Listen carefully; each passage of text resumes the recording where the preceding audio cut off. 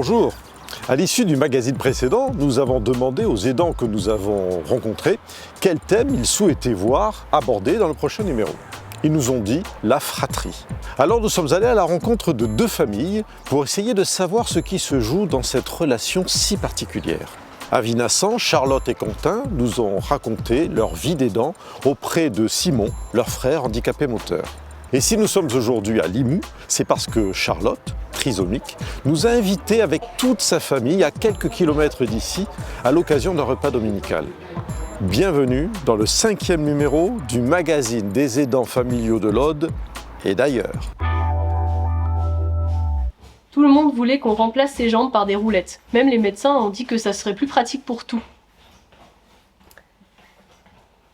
C'est vrai que quand on a un frère comme le mien, c'est impossible de passer inaperçu. Par exemple, à un concert.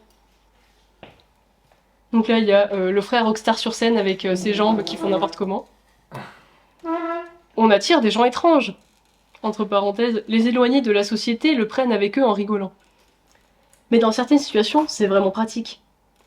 Le serveur, donc là il y a un serveur guindé qui passe l'épreuve extrême de voler au-dessus des jambes du frère sans faire tomber le plateau ni se faire avoir par le croche-patte. Non, c'est bon. Ok. Où toutes les tables autour sont vides parce que les gens ont fui.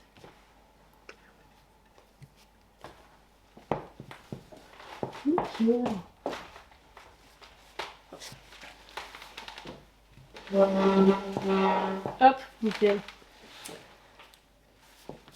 Ou encore dans d'autres situations, c'est vraiment génial. Illustration où les deux frères et sœurs partent tous les deux dans la ville parce que les parents ont demandé à la sœur d'aller promener les jambes de son frère pour le fatiguer. La vérité, c'est que je voudrais échanger mon frère à tremblote contre aucun autre frère. Même pas un frère à musique, même pas un frère girouette, même pas un frère qui brille. Parce que mon frère, ce qu'il ne sait pas, c'est que ce n'est pas lui le seul bizarre de la famille. Et donc là, il y a un pique-nique où on voit que chaque membre de la famille a un truc un peu bizarre. Et que tout le monde rigole, haha, trop bien. Voilà.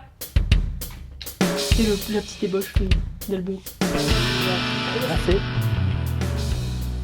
Je suis la sœur jumelle de Simon. Je vis à Épinal, dans les Vosges, parce que je fais mes études là-bas. En fait, on fait des études d'illustration, enfin, l'image génération, donc c'est un petit peu plus large que ça. En tout cas, moi, c'est ce que j'ai choisi, parce qu'il y a plein d'autres études possibles là-bas. Mais donc c'est des beaux-arts, un peu, pour apprendre tout ce qui est la narration par l'image.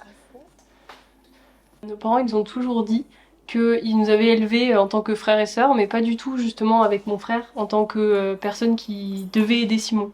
C'était pas, en tout cas, comme ça qu'ils voulaient que ça se passe. Donc c'est vrai que ça a fait un côté où finalement c'est plus mon père, concrètement, qui a pris cette charge-là, beaucoup plus. Assez récemment, on l'aidait pas du tout, en fait. Quand on revenait ici, même, c'était...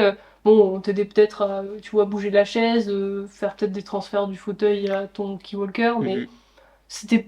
Enfin, jamais plus que ça, donc c'était, entre guillemets, ce que n'importe qui, même un ami, aurait fait pour toi, tu vois.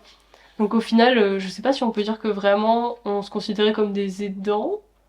Par contre, moi, il y avait le truc où, comme j'étais l'aînée, j'ai toujours beaucoup aidé à la maison, donc ça voulait dire aussi pas mal prendre en charge certains trucs, genre aider pour le repas de Simon ou faire certaines choses comme ça, que peut-être Quentin n'a pas fait. La première fois où j'ai aidé Simon à aller aux toilettes, par exemple, c'était vraiment à ce moment-là où je me suis dit, j'ai vraiment un rôle à jouer. Parce que avant ça, je pense que on avait vraiment une relation avec Simon qui était une relation purement de jeu. Pour la première fois, les parents étaient allés faire quelque chose et ils avaient besoin que quelqu'un s'occupe de Simon. À un certain âge, les parents ils ont vu la fratrie en général comme une ressource derrière. Pour s'ils avaient besoin de temps pour eux, effectivement, non, ils ont ça, ils peuvent faire ça, quoi. Il était avec moi en classe, j'ai pas la vie sociale que j'ai aujourd'hui s'il n'y a pas Quentin, quoi. Parce que c'est le premier qui va aller vers les autres, qui va dire vas-y, on joue avec mon frère, voilà. Et avec qui j'ai développé les jeux qu'on a créés au fur et à mesure des années, qu'on a commencé à faire du jeu de rôle sans savoir que c'était du jeu de rôle, enfin. Et avec l'aide de papa aussi, des fois, qui resécurisait un peu ce qu'on faisait aussi, ou on voulait se faire un tennis, tu vois, et puis sais, on commençait à jouer avec les mains avec un banc de baudruche et puis tu sais, ils nous ramenaient une raquette de ping-pong. On était là, putain, génial. Et du coup, ouais, voilà. Mais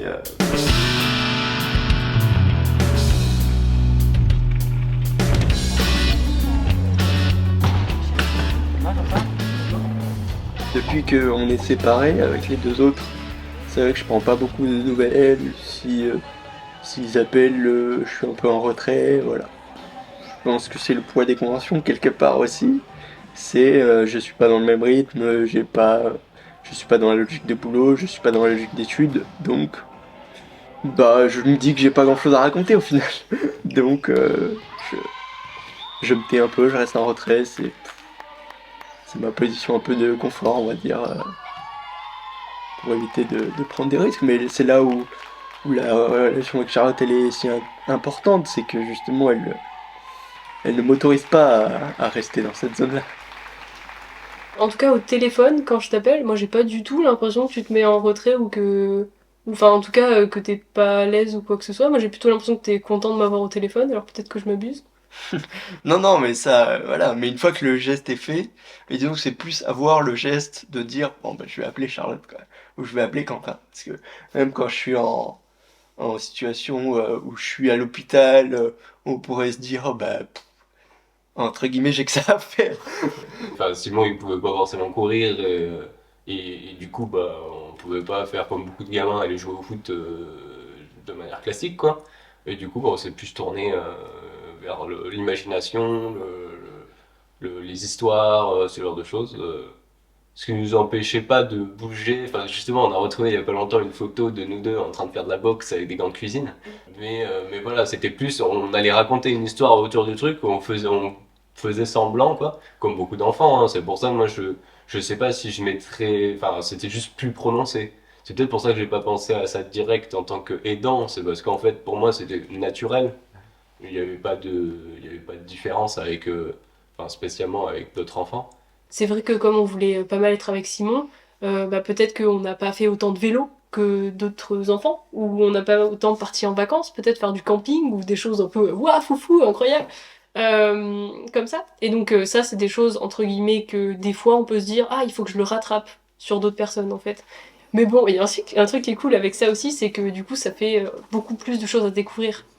Enfin moi je le prends pas, en tout cas maintenant où j'en suis dans mon chemin de vie du haut de mes 24 ans, c'est que on peut dire que je cherche toujours la découverte et que bah ça c'est enfin faut le prendre du bon côté en fait, parce que si on commence à le prendre du genre je fais des reproches qui n'ont aucun sens à Simon qui n'a pas choisi comme il disait très bien tout à l'heure son handicap, et à mes parents qui ont fait comme ils pouvaient avec leurs 3 gosses là qui avaient le même âge quasiment, enfin franchement on n'est pas là pour ça quoi, qu'est-ce qu'on aurait fait nous.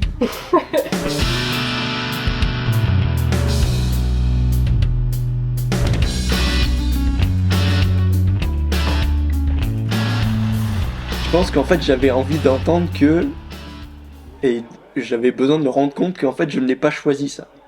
Que en fait je suis une personne handicapée mais c'est pas moi qui ai le contrôle dessus. Enfin voilà, tu peux sentir que souvent les gens savent pas trop comment réagir, pensent qu'on fait des caprices et tout, mais en fait il faut se dire qu'on n'a pas choisi le truc et en fait que tout ce qu'on demande c'est parce qu'on en a besoin. Malheureusement, il y a des jours où c'est moins bien, il y a des périodes où c'est moins bien, et donc là, il y aura besoin de plus d'aide, effectivement. On met des jeunes sur un parcours fauteuil pour qu'ils aient une expérience de comment on conduit un fauteuil, en fait.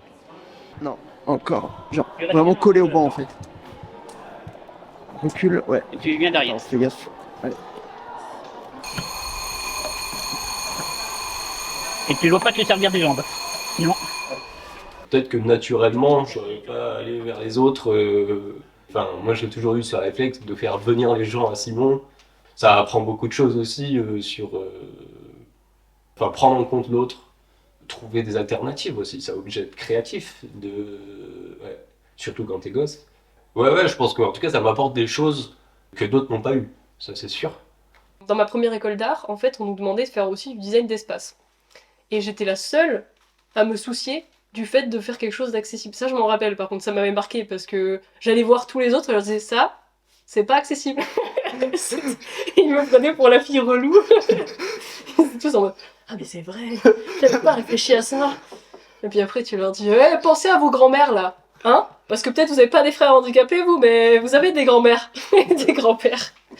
Donc oui, c'est sûr que ça, c'était un truc, peut-être qu'on est plus sensibilisé à ça, forcément. Mais oui, bah, il y a d'autres choses. Enfin, par exemple, enfin là, c'est plus le même type de handicap, mais on avait quand même eu des sensibilisations assez tôt avec la calandrette. Je sais pas si tu te souviens aussi. On avait des correspondants de l'IME, donc du coup, c'était du handicap plus mental, etc. Et c'est vrai que si on n'a jamais côtoyé en fait de gens qui ont un handicap différent ou qui sont juste différents, en fait, on réagit pas du tout de la même façon et les gens sont vraiment, enfin, c'est impressionnant comment ils ont peur de la différence en fait. Nous, je pense qu'on a du coup cette force-là avec Quentin qui fait qu'on fuit pas du tout face aux gens qui sont différents. Et jusque-là, ça nous a pas posé trop de problèmes. Enfin, on n'a pas eu trop de rencontres bizarres non plus. Mais bon, voilà. Donc je pense que ça joue sur ce côté-là aussi, peut-être.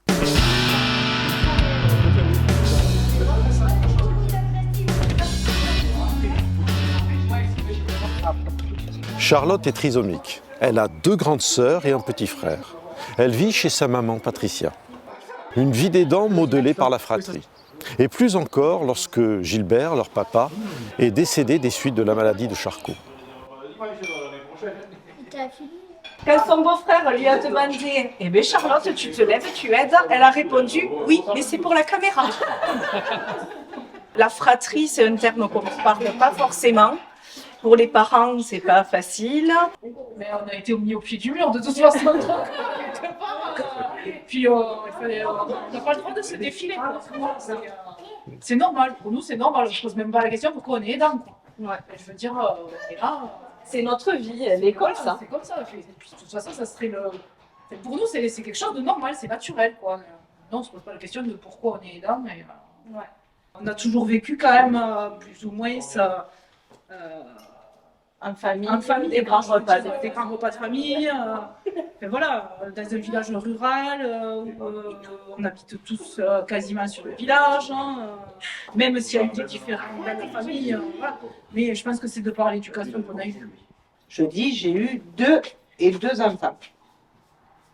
Et bien, mes aînés, je travaillais déjà. Bon, mon mari avait entreprise, donc je faisais aussi.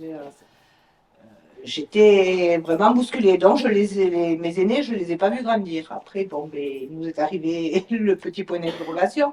Donc là, ça a été encore pire parce qu'en fait, je me suis consacrée beaucoup à Charlotte en délaissant un peu les aînés. On était allés à une réunion, je ne sais plus qu'est-ce que c'était, avec Virginie, et qui avait dit quand ma sœur est née, mal encore. Quand ma sœur est née, j'ai gagné une sœur, mais j'ai perdu une mère. Et c'est vrai que là, quelque part, j'ai pris conscience que je les avais délaissées, en fait. Elles étaient grandes, elles montraient beaucoup d'autonomie, elles montraient en fait qu'elles avaient presque plus besoin de moi, quoi. Donc je me suis consacrée vraiment à Charlotte en les laissant un peu de côté. Moi, j'avais 17 ans, parce que Charlotte, il faut dire... Petit, Charlotte a eu des problèmes cardiaques, donc elle a été hospitalisée beaucoup de temps sur Toulouse. Il fallait faire les factures de papa pour l'entreprise, il fallait tenir un minimum la maison, même s'il y avait Pépé et Mamie à côté. Virginie était plus jeune que moi, à 17 ans, c'est vrai que ça n'a pas été facile. Et puis les mercredis, quand les copains ils allaient se retrouver et tout ça, nous on prenait la voiture, on allait à Toulouse les week-ends, rejoindre maman, Charlotte. Maxime est arrivé, ça a été la belle surprise et je pense qu'il nous a unis encore au niveau de la fratrie. Cet écart d'âge a fait que je pense pas qu'on aurait été peut-être autant aidants si on avait été si rapprochés en âge. Bon, Maxime petit, lui, ça a été aussi un gros problème parce qu'il est venu un moment où il n'avançait pas. C'est-à-dire que il était le petit. Donc, il ne comprenait pas qu'il puisse faire des choses que sa sœur ne pouvait pas faire. Des trucs tout simples, des Legos par exemple. Lui, il arrivait à les entasser, elle avait des difficultés. Il arrêtait d'entasser les Legos tant que sa sœur n'y était pas arrivée. Il ne voulait pas passer devant sa sœur. Tant bien qu'à l'école, on a dû même les séparer, en mettre un dans une école et l'autre dans l'autre, parce que lui, il se freinait tout seul en fait.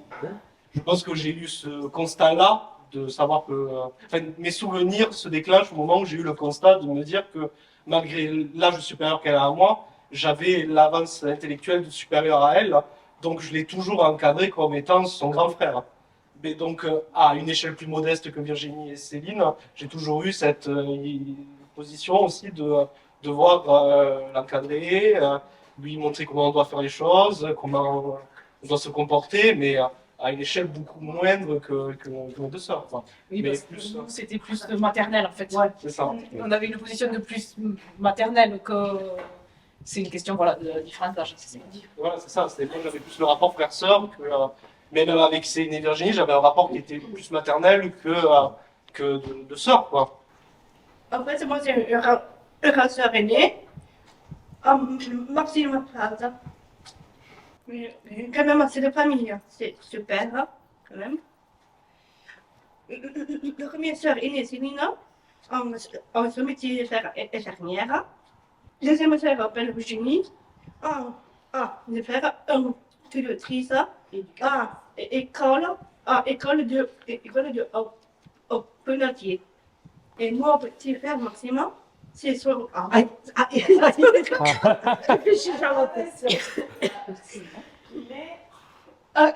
est un sac et tête. C'est un peu difficile, hein. Mais par contre, c'est vrai qu'à chaque fois qu'elle parle de Maxime, elle dit bien mon petit frère Maxime. Hein, Charlotte? On parle beaucoup d'aider la personne. Donc la personne, c'est la personne qui est malade, qui est handicapée. Mais je pense que quand on est aidant, même si je n'aime pas aussi ce terme, on n'aide pas que la personne qui a besoin d'aide et de soutien, on aide toutes les personnes qui y a autour. Oui. On aide la personne, voilà, on s'aide, c'est ça surtout. Parce que moi, j'ai eu le rôle un peu de... j'étais un peu l'électron libre de la situation, j'étais pas souvent là parce que j'étais à Montpellier, je faisais des études, c'était très prenant, très chronophage et j'arrivais à me libérer quand il fallait être là pour les choses les plus importantes. Mais moi, je l'ai vécu vraiment comme un spectateur. Oui, mais nous, oui, moi, j'ai pas l'impression que tu étais un spectateur. Mais moi, c'est comme ça que je l'ai vécu. Tu es un acteur pour nous, quand même. Moi, je l'ai vu, comparé à vous, je faisais un dixième, un centième de ce qui était. C'est la situation qu'il y avait, mais voilà. quand t'étais là, là, quoi. Je veux dire, on savait qu'on devait compter sur toi. Voilà, mais c'est pas ce que je veux dire. Je veux dire que le fait d'aider, ça aussi, moi, ça m'a permis de pouvoir continuer mes études parce que j'étais dans un processus qui pouvait pas s'arrêter là, qui était compliqué parce que j'étais pas encore dans le milieu professionnel, j'avais pas de revenus, donc j'étais dépendant. Voilà, elles m'ont totalement aidé j'ai pu continuer mes études, aller jusqu'au bout de ce que je faisais, jusqu'à arriver à une station de stabilité qui m'a permis ensuite de m'épanouir. Mais donc quand on est aidant, on n'est pas aidant juste de la personne qui est alitée, qui est en fauteuil, il y a cette chose-là qui est très importante. On aide à la fois la personne qui vit ça au quotidien, c'est-à-dire que ce soit le mari, la femme, les enfants qui sont sur le même foyer déjà. Et ensuite, on aide tout ce qu'il y a autour. Donc, c'est pour ça que le terme d'aidant et de le focaliser que sur la personne qui est malade, je trouve que c'est un peu réducteur de l'effet que ça peut avoir sur tout le reste. Après, moi, je veux dire qu'il faut puiser la force et si on en a les capacités, bien sûr, hein, parce que tout le monde n'en a pas les capacités d'être aidant. Hein, et moi, je côtoie ça au quotidien tous les jours, hein, donc je ne juge personne. Mais si on s'en sent le courage et qu'on en a la capacité, il faut y aller. Et puis, pour la personne qu'on aide. Et pouvoir se dire à la fin, j'ai rien à regretter. J'ai fait tout ce que j'ai pu. Et nous, notre père, il est parti. Quand il est parti, ça a été un soulagement pour tout le monde, je pense. Il faut dire ce qui est. Arriver à se dire le matin, quand tu arrives pour le lever le matin et te dire, bon sang, si je pouvais ouvrir la porte et puis qu'il soit parti dans son sommeil. Il y en a qui ne peuvent pas le comprendre quand on dit des choses comme ça, c'est pas possible. Mais si, moi j'en étais arrivée là et je pense que je suis pas la seule. De pas, voilà. Mais je pense que il faut y aller pour la personne et puis on fonce si on en a les capacités. Et puis après, on a quand même une satisfaction de se dire on a tout fait, Mais la réalité, c'est que c'est pas facile. Je sais que l'après-coup, maintenant, moi je sais que je suis fière. Fière de ce qu'on a tous fait. Et je pense que voilà, ça nous ouvre les yeux sur plein de choses. Ça fait partie de notre vie. Voilà. Après, on n'est pas fataliste, je pense. On n'est pas c'est comme ça, c'est notre vie, mais ça nous a aidés. Je sais que voilà, moi, mes enfants, ils vivent aussi, voilà, Tati Charlotte, la maladie de mon père, et je me dis, ça n'a pas été facile pour eux, mais en même temps, ils vont avoir un regard sur la vie qui va être autre. Voilà. C'est pas Et bisounours. non. Voilà. Et nous, le statut d'aidant, en fait, mais depuis notre adolescence, il s'est jamais, même si bon, on lui dit aidant, même c'est pas forcément le mot qui nous paraît le plus, voilà, mais c'est comme ça qu'on l'appelle. Mais en fait, on se dit, nous, le statut d'aidant, il a été de l'adolescence et il le sera.